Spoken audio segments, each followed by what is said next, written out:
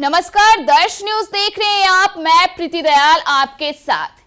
देखिए, गोल्ड यानी कि सोने में निवेश करना हमारे देश में एक आम विकल्प माना गया है। सोने में निवेश करने से काफी लोगों को अच्छा खासा मुनाफा भी होता है। अच्छे रिटर्न्स पाने के कारण कई लोग सोने में निवेश करना अच्छा मानते हैं। लेकिन दूसरी तरफ हम देखें तो कई ऐसे लोग हैं जिन्हें सोने में निवेश करने का तरीका सही ढंग से पता नहीं होता है, जिसके कारण कई बार उन्हें हानियों को भी भुगतना पड़ता है। तो हमने सोचा कि आखिर क्यों ना इन सवालों के जवाब के लिए किसी एक्सपर्ट से पूछा जाए। तो आज के हमारे इस खास कार्यक्रम में मौजूद है अंकुर अग्रवाल सर, जो कि एक चार्टर्ड अकाउंटेंट है। तो आज हम इनसे जानेंगे कि आखिर किस तरह से सोने में निवेश किया जाए जिससे कि अच्छा खासा रिटर्न्स पा सके। तो सर, पहले तो हमारे इस खास कार्यक्रम में आपका बहुत बहुत स्वागत है। धन्यवाद। तो सर, आपके मुताबिक क्या लगता है कि आखिर सोने में निवेश क्यों करना चाहिए और ये कितना सही हो सकता है? देखिए, सोने में निवेश करने का कुछ बेसिक रीजन है। सबसे बेसिक रीजन है कि ये सबसे सेफ इन्वेस्टमेंट होता है जी। अनलाइक शेयर्स और म्यूचुअल फंड, वो ऊपर नीचे होते हैं, उसमें आपको लॉस भी लग सकता है जी। लेकिन हिस्टोरिकली अभी तक गोल्ड में इन्वेस्टमेंट करने से आपको कभी लॉस नहीं लगेगा। तो ये सबसे सेफ है। इसके अलावा गोल्ड में इन्वेस्ट करने पे ये एक तरह से लिक्विड मनी है जी। आप इसके अगेंस्ट लोन भी ले सकते हैं जी। और इन्फ्लेशन के केस में ये सबसे अच्छा निवेश होता है। इन्फ्लेशन के केस में जब करेंसी की वैल्यू घटती जाती है तो गोल्ड की वैल्यू स्थिर रहती है या बढ़ती जाती है। इसके अलावा अगर कहीं इकोनॉमिकल टर्मोइल है या वार या इस तरह का कभी भी कोई सिचुएशन होता है तो उस समय आपका सबसे सेफ इन्वेस्टमेंट गोल्ड ही होता है। जी। इसलिए हर आदमी को अपने पोर्टफोलियो में, अपने इन्वेस्टमेंट में कम से कम 10 से 15% अमाउंट जो है वो गोल्ड में जरूर इन्वेस्ट करना चाहिए। जी। तो सर, आपको क्या लगता है कि आखिर सही तरीका क्या हो सकता है? क्योंकि हमारे देश में कई लोग हैं जो सोने में निवेश तो करते हैं लेकिन उन्हें सही तरीका नहीं पता होता है कि आखिर कैसे, किस तरह से निवेश किया जाए। तो उसे लेकर क्या कुछ आप टिप्स देना चाहेंगे? देखिए, सबसे पहले तो हम लोगों को ये जानना होगा कि अपनी कंट्री में हम गोल्ड कितने तरीके से जी इन्वेस्ट कर सकते हैं। जी। अपने देश में सिर्फ 5 तरीके हैं जी जिससे कि गोल्ड इन्वेस्टमेंट किया जा सकता है। जी। सबसे पहला तरीका और जो सबसे कॉमन तरीका है वो फिजिकल गोल्ड खरीदना जी। या ज्वेलरी खरीदना, गोल्ड बार्स खरीदना, जो कि कॉमनली या नॉर्मल तरीका है जो हम लोग जानते हैं। जी। इसके अलावा एक होता है गोल्ड म्यूचुअल फंड। जी। उसमें क्या कुछ प्रक्रियाएं होती है? उसके बारे में हम आपको बताते हैं। पहले हम आपको 5 जो तरीके हैं वो बता देते हैं। तो सबसे पहले एक फिजिकल गोल्ड हो गया, दूसरा एक गोल्ड म्यूचुअल फंड होता है, थर्ड आजकल हम लोग देखते हैं एक डिजिटल गोल्ड होता है। नॉर्मली पेटीएम, गूगल पे, जहाँ पे 1 रुपए का भी गोल्ड खरीद सकते हैं। जी। डिजिटलाइजेशन का जमाना है तो एक डिजिटल गोल्ड भी है। इसके अलावा 2 और तरीके हैं। एक है गोल्ड ETF खरीदना जी। और 5वां तरीका है जिसे सोवरेन गोल्ड बॉन्ड बोलते हैं। तो सबसे पहले ये 5 ही तरीका है जिससे हम गोल्ड में इन्वेस्ट कर सकते हैं। जी। और एक इन्फॉर्म इन्वेस्टमेंट के लिए जरूरी है कि हमको इन 5 के बारे में डिटेल, इनका एडवांटेज या डिसएडवांटेज या तरीका पता होना चाहिए। जी। तो सर, क्या लगता है गोल्ड ETF जैसे आपने जिक्र किया, तो इसमें किस तरह से निवेश किया जा सकता है? अच्छा, जैसे कि गोल्ड ETF नाम थोड़ा टेक्निकल है। हमने भी जब अपना इन्वेस्टमेंट का टाइम शुरू किया था, जब मैं CA नहीं हुआ था, तो गोल्ड ETF से लगता था कि बहुत ज़्यादा टेक्निकल चीज़ है, पता नहीं क्या कैसे होगी। जी जी। लेकिन इसकी सच्चाई इसके अपोजिट है। इसमें निवेश करना बड़ा आसान है। जैसे गोल्ड ETF लाइक जैसे हम लोग म्यूचुअल शेयर्स करते हैं इन्वेस्ट, उसी तरीके से गोल्ड ETF भी हम लोग शेयर मार्केट में खरीद और बिक्री कर सकते हैं। तो उसमें भी पॉसिबिलिटी रहती होगी कि हम इसे खो भी सकते हैं, जैसे शेयर मार्केट में वो डाउन अप डाउन्स लगा रहता है। नहीं, इसमें एक्चुअली गोल्ड ETF में क्या होता है कि आप इसके अगेंस्ट में 99.5% प्योरिटी का गोल्ड खरीद के कंपनियां रखती हैं, जिस कंपनी में आप ये इन्वेस्ट कर रहे हैं। तो आपका ये इन्वेस्टमेंट सिक्योर होता है। और ये जैसे शेयर्स सेबी द्वारा रेगुलेटेड होता है, वैसे गोल्ड ETF भी सेबी द्वारा रेगुलेटेड होता है। अच्छा। और ये कंपनियां सिर्फ फिजिकल गोल्ड आपके बिहाफ में खरीद कर रखती हैं इंश्योर्ड वॉल्ट में। अच्छा। तो इनका डायरेक्ट प्राइसिंग जो होता है वो गोल्ड के फिजिकल प्राइस से रिलेटेड होता है। अच्छा। और हम लोग जानते हैं कि आज तक कभी भी ऐसा नहीं हुआ है कि गोल्ड एकदम डीवैल्यू हो गया। जी जी। तो इस तरह से गोल्ड ईटीएफ में कभी भी मुझे नहीं लगता है कि आपका नुकसान होने वाला है। जी। तो सर ये इसके अलावा गोल्ड म्यूचुअल फंड क्या कुछ होते हैं? गोल्ड म्यूचुअल फंड थोड़ा सा इसका नाम जो है, म्यूचुअल फंड तो हर कोई जान रहा है, लेकिन इसके आगे जब ये गोल्ड लग जा रहा है तब तो ये थोड़ा सा इसका नाम जो है हम इसको कहेंगे कि मिस नोमर टाइप का है। जी, कि जी। गोल्ड म्यूचुअल फंड से हम लोग ये समझेंगे कि वैसा म्यूचुअल फंड जो गोल्ड में इन्वेस्ट करता हो, लेकिन सच्चाई ऐसी नहीं है। गोल्ड म्यूचुअल फंड में म्यूचुअल फंड हाउस तो होता है, लेकिन वो वैसी कंपनियों में इन्वेस्ट करता है जो कि जिसका गोल्ड माइनिंग का बिजनेस हो। जी। तो वो थोड़ा ज्यादा रिस्की होता है।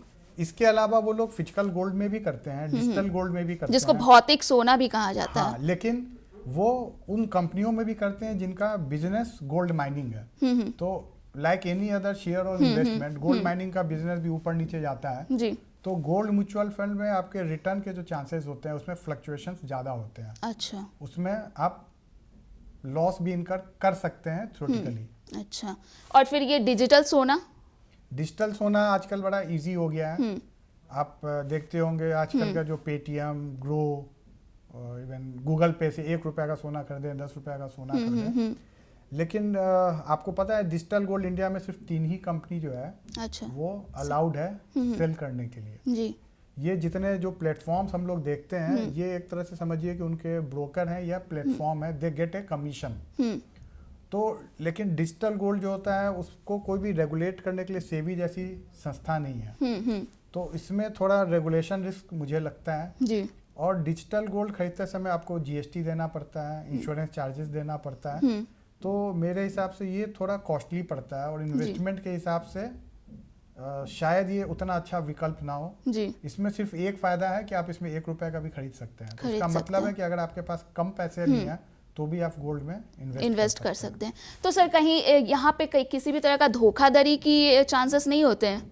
क्योंकि सब कुछ तो डिजिटल हो रहा है यहाँ पे। सेफ तो है, बट बाकी के मुकाबले इसमें शायद कह सकते हैं थोड़ा सा रिस्क है।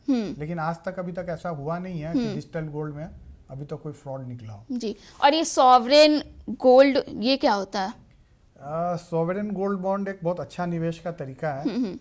इसमें सेंट्रल गवर्नमेंट ये स्कीम लाई है कि अगर आप गोल्ड खरीदना चाहते हैं तो आप इसको फिजिकल फॉर्म में ना खरीद के पेपरलेस टाइप से गोल्ड खरीद लें।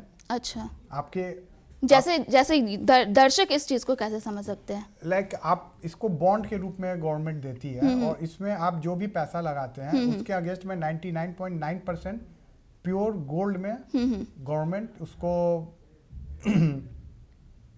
गारंटी देती है उसके इन्वेस्टमेंट को। तो एक तरह से ये गवर्नमेंट द्वारा बैक्ड बॉन्ड है, तो ये कभी भी डूबेगा नहीं। जी। दूसरा इसमें 99.9% प्योरिटी का आप गोल्ड लेते हैं। इसमें कुछ और बहुत अच्छी खासियत है, जैसे अगर आप गोल्ड में इन्वेस्ट करते हैं तो आपको इंटरेस्ट नहीं मिलता है। अगर आपने सोने की चूड़ी खरीद रखी हो तो आपको इंटरेस्ट कहीं से नहीं मिलेगा।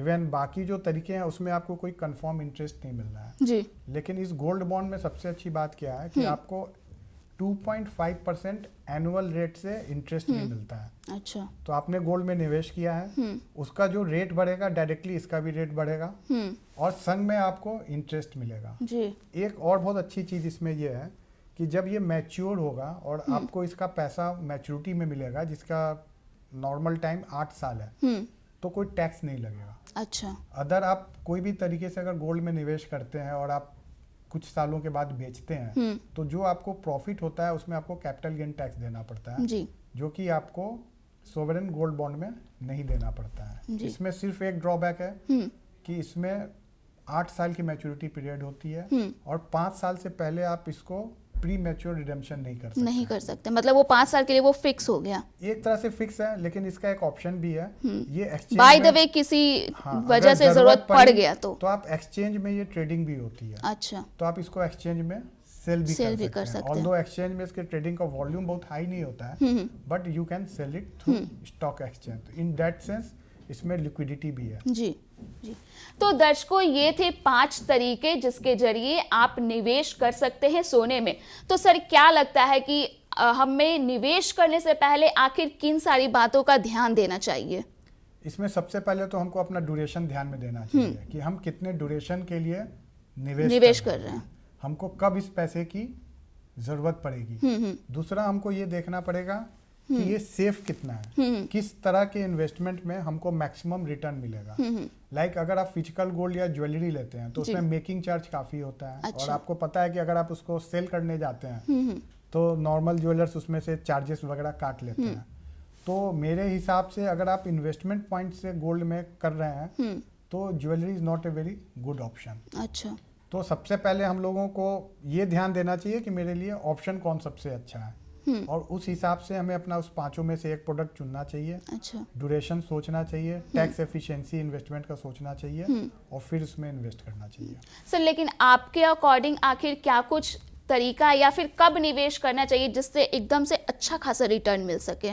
देखिए, टाइमिंग बहुत डिफिकल्ट है म्यूचुअल फंड, शेयर्स या गोल्ड के लिए। ठीक है, तो नॉर्मली आप जिस समय आपके पास फंड है आपको उसमें इन्वेस्ट कर देना चाहिए जी। सही टाइम का इंतजार नहीं करना चाहिए कि जब ये डाउन होगा तभी खरीदेंगे। अच्छा। क्योंकि लॉन्ग टर्म में वो बढ़ेगा ही बढ़ेगा। आप भी जानते हैं 20 साल पहले गोल्ड का रेट और अभी के गोल्ड के रेट में काफी डिफरेंस है, काफी ज्यादा। तो ज्यादा जरूरी ये है कि उसमें निवेश कर देना रादर देन वेट करना। और मेरे हिसाब से जो सोवरेन गोल्ड बॉन्ड है ये सबसे अच्छा, सुरक्षित और बेहतर रिटर्न और टैक्स इफिशिएंट तरीका है जी अभी के दौर में। जी। तो दर्शकों, ये थे सीए अंकुर अग्रवाल, जिन्होंने सोने में निवेश आखिर किस तरह से किया जाए इसे लेकर पूरी तरह से जानकारी दी। तो इस खास कार्यक्रम में बने रहने के लिए पहले तो मैं सर का धन्यवाद करना चाहूंगी। सर, आपका बहुत बहुत धन्यवाद। तो दर्शकों, मैं आपको बता दूं कि अगर आपके पास भी इससे जुड़े किसी भी तरह की परेशानियां हैं या फिर किसी भी तरह का कंफ्यूजन है तो हमें कमेंट बॉक्स में जरूर बताएं, ताकि हम अगले वीडियो में आपके उस परेशानी के समाधान के साथ एक बार फिर से हाजिर हो सके।